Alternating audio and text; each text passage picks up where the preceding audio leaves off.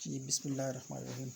Dear students, आज के lecture में हम जो आइडियाज़ कल हमने डिस्कस किए थे उसी को आगे फर्दर एलिबोरेट करेंगे और मज़ीद बढ़ाएंगे।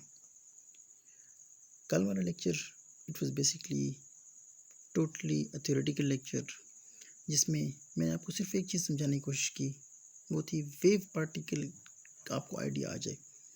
वेव पार्टिकल क्या होता है, ये जिसको वेव पैकेट आप बोलते हो, ये डुअलिटी का जो कॉन्सेप्ट है, जिसमें sometimes it behaves like wave, sometimes it behaves like particle. तो उसका वो जो बेसिक थ्योरेटिकल फ्रेमवर्क था उसको इस्टेब्लिश करने की कल मैंने एक ट्राई की है। बहुत सारे बच्चों के अजीब किस्म के कमेंट्स आ रहे थे, but that was not the proper forum to reply. तो इन सब बच्चों से जिन्होंने इस किस्म कमेंट्स करते हैं, मैं सिर्फ यही कहूँगा कि आई एम ऑब्जर्विंग एवरीवन, लेकिन बस इसको इधर ही स्टॉप कर दो। क्लासरूम में सिर्फ काम की बातें हों, बाकी अगर आपने कोई पर्सनल बातें करनी है, आपका अपना पर्सनल ग्रुप है, वहाँ करो। अच्छा जी, उस आइडिया को एक्सटेंड करते हुए आज हम हाइजेनबर्ग अनसर्टेनिटी प्रिंसिपल को डिस्कस करते हैं। तो जो बेसिक डेफिनेशन है हाइजेनबर्ग अनसर्टेनिटी प्रिंसिपल की, इसको आप लोगों ने पहले भी पढ़ा हुआ है। तो मेन आइडिया इसका ये है कि it is not possible to measure the exact position and momentum of the particle simultaneously. अब मतलब क्या हुआ इस बात का, we can not measure both the position of the particle and its momentum accurately. हम एक ही वक्त में किसी पार्टिकल का मोमेंटम और उसकी पोजीशन इकट्ठे फाइंड नहीं कर सकते। अगर मैंने किसी पार्टिकल की पोजीशन एक्यूरेटली और एग्जैक्टली फाइंड कर ली है, तो उसका मोमेंटम अननोन होगा मेरे लिए, उसको मैं फाइंड नहीं कर सकता। और अगर किसी स्पेसिफिक वक्त में मैंने उसका मोमेंटम फाइंड कर लिया, तो उसकी पोजीशन के बारे में फिर मेरे पास इंफॉर्मेशन नहीं होगी। तो इसको हम मैथमेटिकली लिखते हैं delta p delta x it is approximately equal to h by 2 pi, जिसको आप लोग एच कट, एच बार या एच प्राइम का नाम देते हो, रिड्यूस्ड प्लैंक्स कांस्टेंट। अब अनसर्टेनिटी प्रिंसिपल की एक और मैनिफेस्टेशन भी है, और वो है एनर्जी एंड टाइम से रिलेटेड। तो उसको हम इसी तरह कहेंगे कि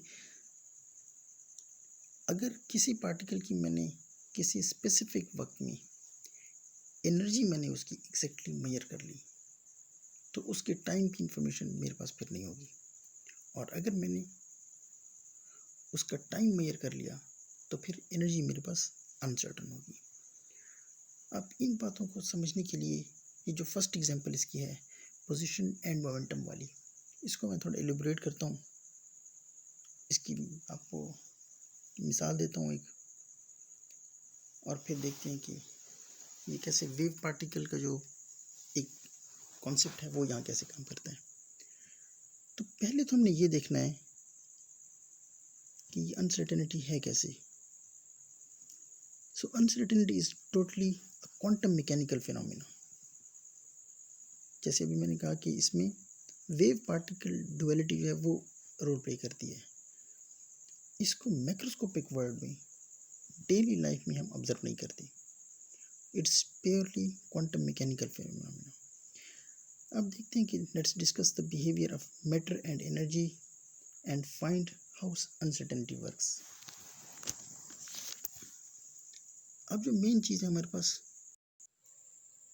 पहले इस चीज़ को देखेंगे। आपके पास दो चीज़ें आपने डिटेल से पढ़ी हुई हैं, one is matter, one is energy, and जो थर्ड चीज़ अभी हम इंट्रोड्यूस कर रहे हैं वो है वेव पार्टिकल। तो इसका बिहेवियर हम देखेंगे कि लेट सपोज अगर मेरे पास पहले एक मैटर है, तो मैटर कैसे बिहेव करता है। फिर उसके बाद मैं आपको ये बताऊंगा कि अगर मेरे पास एनर्जी हो, एनर्जी मीन अगर वेव्स हों, तो वेव्स एक पर्टिकुलर सिचुएशन में उनका बिहेवियर कैसे होगा। और फिर वेव पार्टिकल की तरफ जाएंगे कि वो पार्टिकल्स जिसमें डुअल बिहेवियर होता है, जस्ट लाइक इलेक्ट्रॉन्स। इलेक्ट्रॉन्स को अगर मैं सेम कंडीशन में रख दूँ तो उनका बिहेवियर कैसे होगा, तो इसी को अब आहिस्ता आहिस्ता फर्दर डिस्कस करते हैं।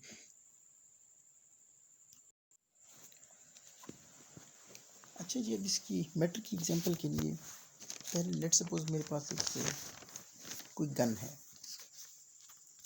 है और उसके सामने एक वॉल है।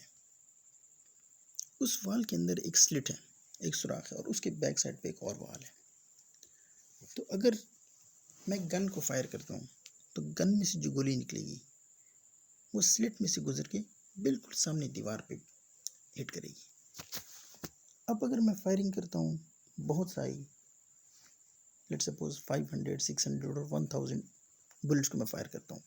अब इन बुलेट्स को फायर करने के बाद अब जब मैं अंदर दाखिल होता हूँ कमरे में, तो मुझे वो जो स्पॉट है वो कहाँ नज़र आएगा, बिल्कुल सामने वाली पोजीशन जो यहाँ पे मैंने शो किया ए से। तो जब यानी कि जिस तरह दरवाज़ा है, दरवाजे से बाहर आपके हाथ में बॉल्स है और दरवाजे से बॉल मार रहे हो, सीधा स्ट्रेट बॉल जाएगी और दरवाजे के सामने जाकर टकराएगी। तो अगर मैटर को मैं सिंगल स्लिट से थ्रो करता हूँ तो उसका बिहेवियर इस तरह होगा।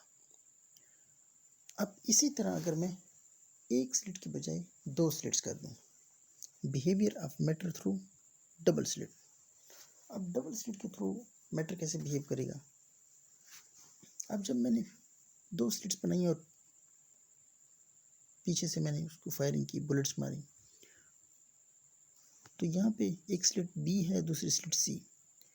स्लिट बी से जो गोली गुजरेगी वो बिल्कुल सामने स्पॉट है बी, वहाँ जाके हिट करेगी, और स्लिट सी से जो गोली गुजरेगी वो जाके सी के बिल्कुल सामने एक सी पॉइंट है उसको हिट करेगी। तो अगर हमने बहुत सारी गोलियां फायर की हैं तो जब रूम में जाके देखेंगे तो हमें जो स्पॉट होगा वो कहाँ नज़र आएगा, वो स्पॉट हम ऑब्जर्व करेंगे बिल्कुल स्लिट बी और स्लिट सी के सामने, वहाँ पे सारी गोलियां आके वहाँ हिट हुई होंगी। तो अब ये बिहेवियर होता है नॉर्मली पार्टिकल्स का, मैटर का। अब इसके बाद देखते हैं कि अगर हमारे पास मैटर की जगह मैं एनर्जी लूँ तो एनर्जी किस फॉर्म में होगी, energy will be in the form of waves.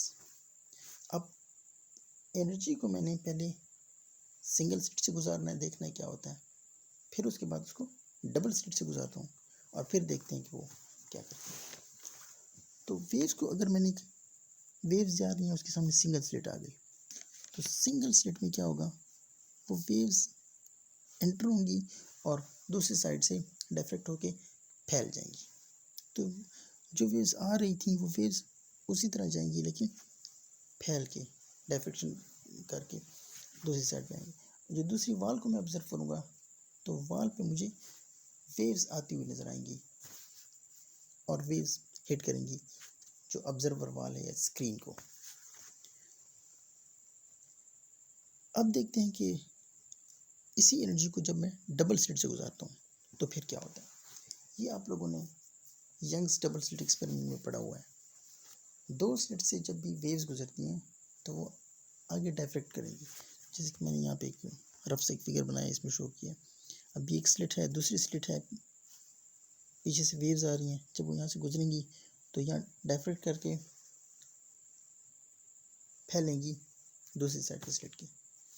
अब यहाँ पे कि वेव्स हैं, कहीं पे कंस्ट्रक्टिव इंटरफेरेंस होगा, कहीं पे डिस्ट्रक्टिव इंटरफेरेंस होगा। तो इंटरफेरेंस पैटर्न जो होगा वो मुझे स्क्रीन पे मिलेगा। अब ये इंटरफेरेंस पैटर्न बेसिकली वेव्स करती हैं। यंग्स डबल स्लिट एक्सपेरिमेंट में आपने इसको काफ़ी डिटेल से पढ़ा हुआ है। तो मुझे सामने क्या मिलेगी, ब्राइट एंड डार्क स्पॉट्स मिलेंगे। वो जगह मिलेंगी जहाँ पे वेव रीइंफोर्स कर रही है एक दूसरे को, कंस्ट्रक्टिव इंटरफेरेंस हो रहा है, ट्रफ के ऊपर ट्रफ और क्रस्ट के ऊपर क्रस्ट आ रहा है, तो वहाँ पे एक हाई बीम मुझे मिलेगा, तो ब्राइट स्पॉट मिल गया। दूसरा, मुझे वेव की इंटेंसिटी वहाँ पे ख़त्म हो जाएगी डिस्ट्रक्टिव इंटरफेरेंस के नतीजे में। तो डबल स्लिट से जब मैं एनर्जी को फॉल करता हूँ तो आगे मुझे इंटरफेरेंस की पैटर्न मिलता है, और वो इंटरफेरेंस पैटर्न मिलता है as a result of constructive and destructive interference, तो मुझे ब्राइट एंड डार्क स्पॉट्स नजर आएंगे। तो ये बिहेवियर हो गया एनर्जी का। मैटर में हमने देखा मैटर कैसे करता है। मैटर में स्लिट के बिल्कुल सामने वो जाके हिट करेगा। वेव्स में स्लिट की दूसरी साइड पे जाके वेव्स ने डायफ्रैक्शन दिखानी है, डाइवर्ज हो जानी है, और वेव फिनोमेना जो इंटरफेरेंस का है वो हमें मिलेगा दूसरी साइड पे। अब तीसरा केस, अब वेव पार्टिकल को अगर मैंने यही काम किया, पहले सिंगल स्लिट से गुजारा, फिर उसके बाद डबल स्लिट से गुजारा, तो फिर क्या होगा। तो वेव पार्टिकल की एक्सपेरिमेंट करने के लिए मैं बिल्कुल उसी तरह वही फिनोमेना यूज़ करूँगा जो वेव पार्टिकल में हमने देखा है कि वेव बिहेवियर कौन सा पार्टिकल शो कर रहा है। वेव पार्टिकल शो कर रहा है इलेक्ट्रॉन। तो अब मैंने अरेंजमेंट इस तरह किया कि मैंने एक इलेक्ट्रॉन गन ली जिससे इलेक्ट्रॉन खारिज होंगे। अब इसके मैंने डिफरेंट केसेस आपके सामने रखे हैं। इसको मेन चीज़ जो है हमारी वो है यही इलेक्ट्रॉन की बिहेवियर किस तरह होगा।